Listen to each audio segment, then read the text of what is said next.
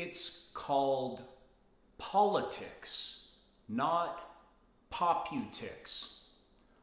Politics. The root word here is policy.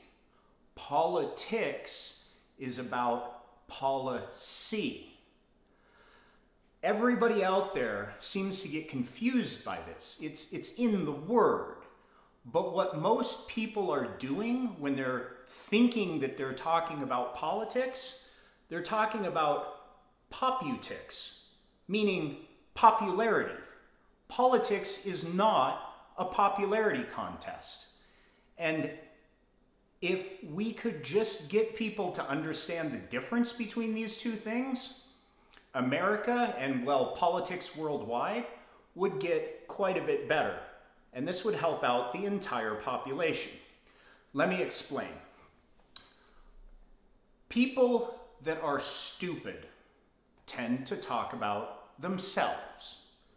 People that are average intelligence tend to talk about other people. And the people on the planet that are smart, these people tend to talk about ideas. Here's the thing. When smart people talk politics, they're talking about the ideas, which are policies. So one of these topics, just to pull a random one, might be the policy of food stamps. And when you talk about the idea, which the idea being that when people can't afford to pay for food for themselves, we should take tax money, the money from the other people that have money, and give that money to these people in the form of free food. When you discuss this as an idea, you can isolate the idea and you can look at the pluses and the minuses of this idea. You isolate the idea by itself. This is how smart people look at the world. They can talk about the idea. Then you just logically look at the pluses and the minuses. So oversimplification, with food stamps, one of the pluses would be people don't starve. Then you could make arguments like, well, people that are starving are desperate people, and desperate people tend to do stupid things. And you can look at statistics that will show you things like when people can't eat, they tend to commit more crime.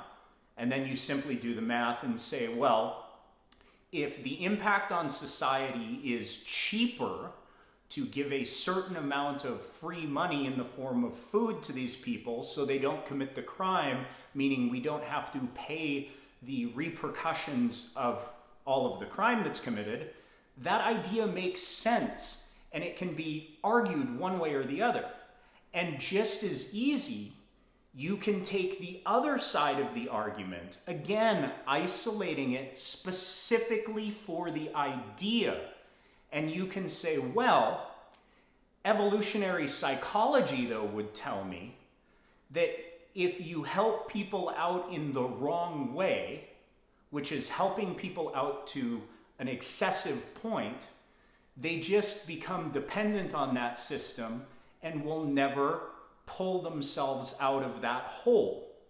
Or to oversimplify it, if you're always giving handouts to people, they don't feel the pain to do something to lift themselves out of the situation.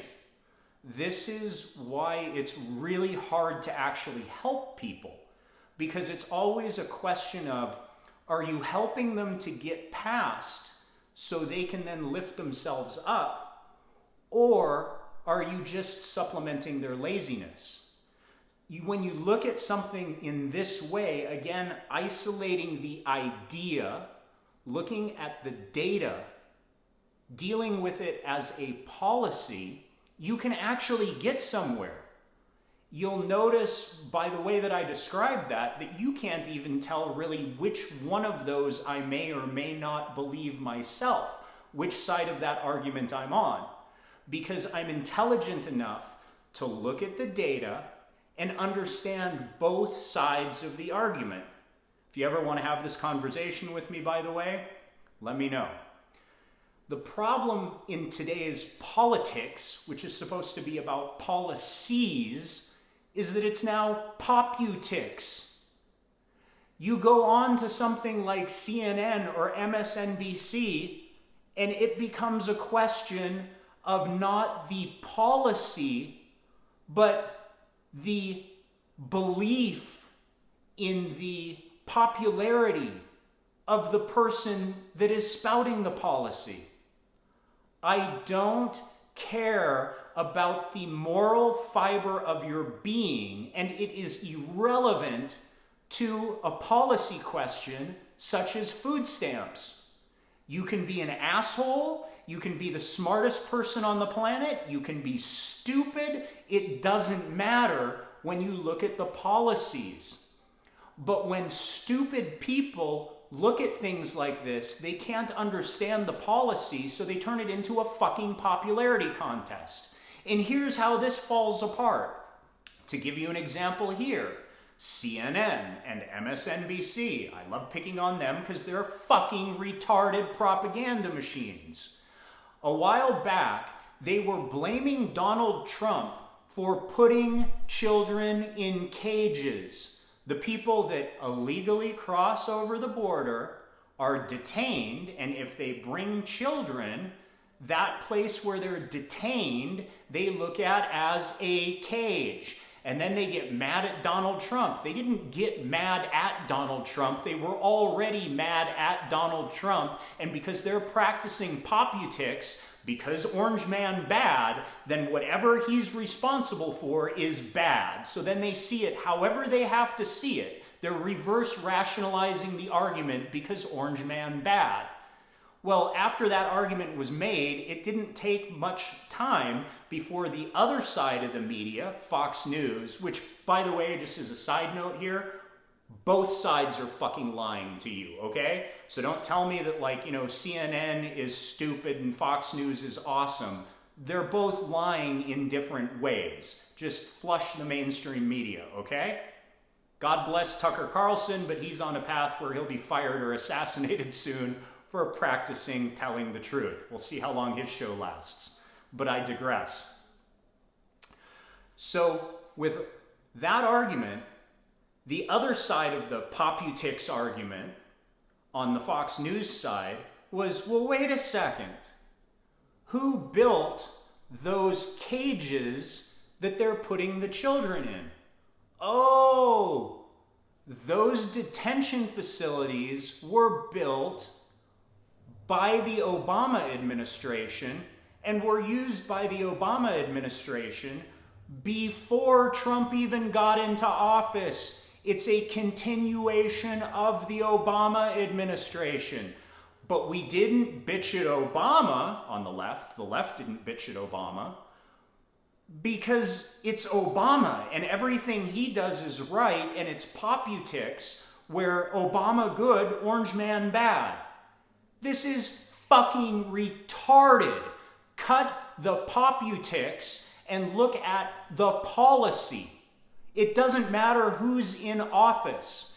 You either understand both sides of the argument in a logical way, and you have your own opinion or belief based off of that data as to if this is a good thing or a bad thing, no matter who the fuck the president of the United States is.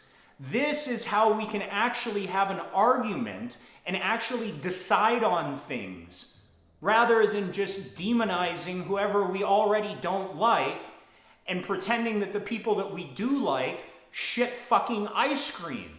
Like, no, this is not how we advance as a society, okay? So here's what I'm urging you to do. The next time somebody tries to pigeonhole you and say like, oh, well, I'm a leftist, and if you're a leftist, then I agree with everything you say, and if you're a rightist, I don't. Do what I do. When someone says, well, what are you, a Democrat? No. Are you a Republican? Nope. Are you an independent? Not really. Are you a libertarian? Maybe getting warmer. Are you an anarchist? That might be taking it a little far. But it doesn't matter. You want to talk about politics? You're telling me that you want to talk about policies. What is the policy that you want to talk about? Then don't tell me Obama was awesome or Orange Man bad.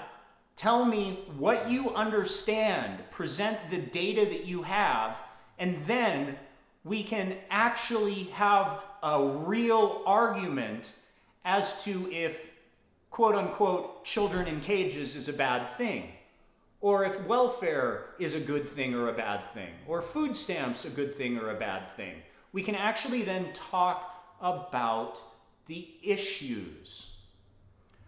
I've created a policy for myself lately that is simply this. I will no longer associate with people who are incapable of isolating an idea and evaluating that idea on the factual data, the data, its own merits. If you can't do that without falling back to resorting to hurling all these insults, then I'm not interested in the conversation. If I say to you, I support building the border wall, and your response is, oh, hail Hitler, that isn't an argument. There's nothing that becomes of that. That isn't a conversation. That's actually the end of the conversation. The end of the conversation is saying, you're a Nazi, I disagree with you, and you're morally bad and corrupt, so I've just won the argument. Telling someone they're a Nazi is not an argument. It's actually avoiding the topic, the policy, the politics, and showing the rest of the world exactly how ignorant you are, because the only thing you can do is hurl personal insults at the person that's trying to have a logical conversation and a argument with you that might actually get somewhere. Now, there's one caveat to this, because I know at some point somebody's going to look at this video and then they're going to see me throwing a personal insult and they're going to say, oh, well, see, you're hypocritical because you're throwing personal insults. Okay, I'm going to use two people here. Person number one, Alyssa Milano. Alyssa Milano is retarded. Yes, I just said that. I'm not basing that off of a personal thing. I'm basing that off of data. You can go on the internet, you can pull the videos where Alyssa Milano has talked publicly and almost in this proud way, yay, I'm a victim, about her mental illnesses. She has a mental illness that she's admitted to on live TV. When someone admits to having a mental problem, we can then say they have a mental problem.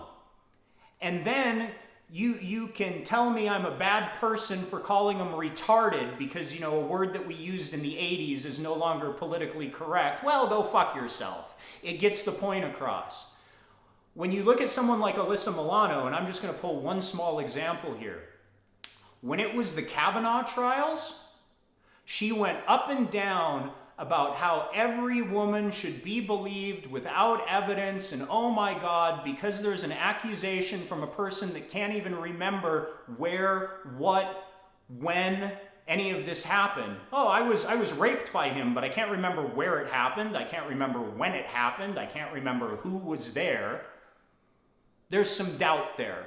But she had no doubt on this. She stood up and she said, every woman must be believed. Fast forward to 10 minutes ago, well, closer to like 10 days ago, right? She then gets on TV again, and now that Joe Biden, who is on the left, who's on her team, is being accused of basically being a junior level rapist here, then she starts saying, oh, well, the Me Too thing, it only applies to the other team. When you accuse my side, Joe Biden, of being a sexual predator, well, then it's different. And every man deserves his day in court, and we need to see the evidence. And what's so funny is, on her team, we have the evidence. all you have to do is go to YouTube and type in creepy Joe Biden video, and you'll see all these videos of Joe Biden doing creepy ass shit, mostly to children. The hair sniffing and it's just creepy as shit. So when it's the other side, she says without evidence, they have to be believed. The accusation is real. But when it's her side and there's video evidence of it, she says, well, you know, we're really not quite sure. She's practicing Poputics, and she has admitted that she is retarded. One last example. Greta Thunberg, I believe is how you say her last name. She gave a public TED Talk about her mental illnesses, plural. Look it up on YouTube. She has all kinds of mental issues. She is, I'm going to use the term again, retarded. She said it herself. And this retarded person is going to stand up and become a figurehead for speaking her Poputics. That the world is ending in 5 minutes, and the answer is to basically go back to the Stone Age and stop burning fossil fuels, and airplanes, yeah, we can't do that anymore. So out of the gate, she's already told us she's retarded. So I get to say that. That's not me being hypocritical. It's not a personal attack. It's an observation off of the data that she's presented. And then when she presents her Poputics to say retarded things like, well, that's it, we're just going to have to shut down all airlines, she is incapable of looking at the policy and the implications of that policy. Okay. I thank you for listening to my rant, and I hope that this actually makes sense to you. And I hope that when you're talking with people in the future about politics, that you redefine for them, you correct for them what having a political argument or a political conversation is about. It's not a popularity contest. It's about isolating a specific policy, looking at that idea, looking at the data, looking at the pluses and the minuses, trying to extend the data forward to say, like, okay, if we do this based off of this data, this is what's most likely to happen. Again, practice politics. And if anyone wants to have a conversation with you about Poputics, set them straight.